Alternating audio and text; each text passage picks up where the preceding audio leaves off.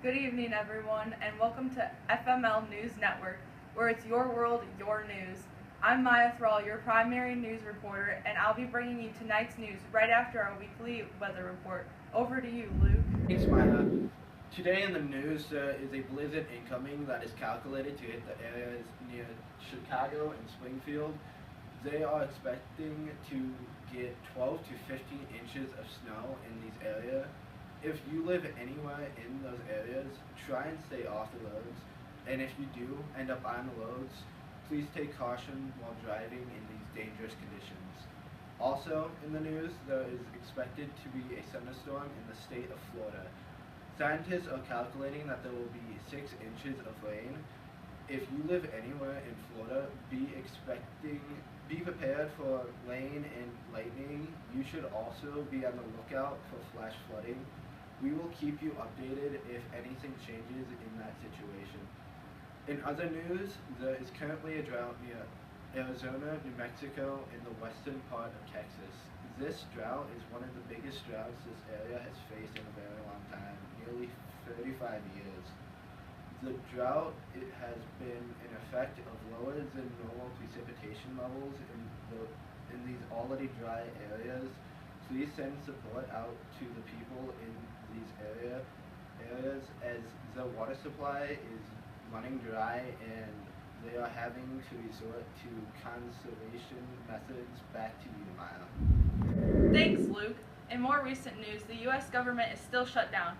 This is due to the fact that President Donald Trump and Congress cannot come to an agreement on the passing of an appropriations bill.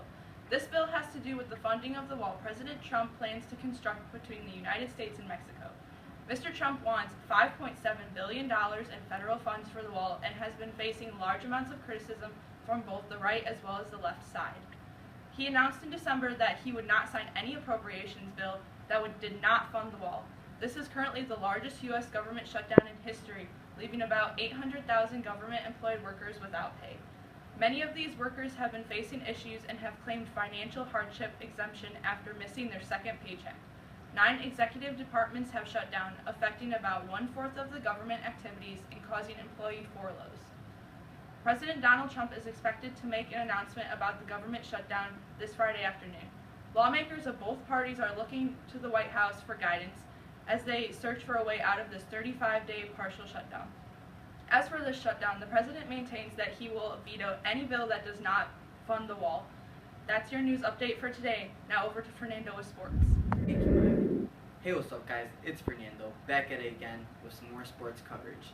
This week in sports, we had the Los Angeles Rams facing the New Orleans Saints, with the game coming neck to neck all the way to overtime, with Greg Zierling kicking in the game-winning field goal from 57 yards out and sending the Rams to their first Super Bowl in 18 years. Yes, there may have been lots of questionable calls, but overall, it was a great game with 2 great teams. Another playoff game, we had the New England Patriots facing the Kansas City Chiefs. This game was also a really close game, with it going into overtime because of a man named Patrick Mahomes II, who is a rookie and based on his stats is living up to what he does best. We had the Patriots winning the coin toss and Tom Brady carrying the Patriots on his back and taking them all the way to the goal line, to have Rex Burkhead power the ball into the end zone to send the Patriots to their 3rd straight Super Bowl to face the Rams. In NBA action over the week and weekend with the Rockets and James Harden taking on the Lakers, with this game looking like a blowout for the Rockets, but Harden was on fire and brought the Rockets back from what looked like a 20-point loss. This game was on the line for the Rockets with 3 seconds left. They passed it into Eric Gordon, who sunk the 3 to send the game to overtime.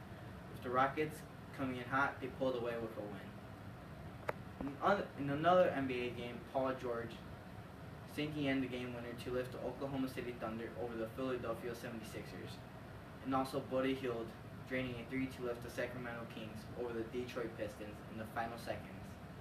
Big news with the win, James Harden is now the only player along with Hall of Famer Wilt Chamberlain with 20 or more consecutive 30-point games. Now, back to you, Maya. Alright, everyone.